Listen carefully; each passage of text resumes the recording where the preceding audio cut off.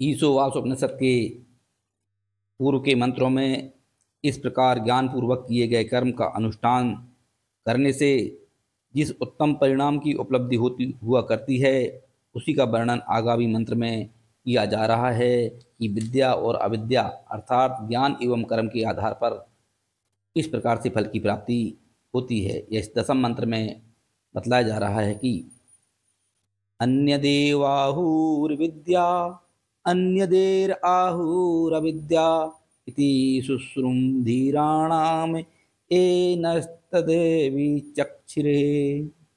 कहते हैं कि विद्या अर्थात ज्ञान के वास्तविक अनुष्ठान से दूसरे ही प्रकार का फल की प्राप्ति होती है और अविद्या अर्थात कर्म से वास्तविक अनुष्ठान का फल दूसरा ही हुआ करता है।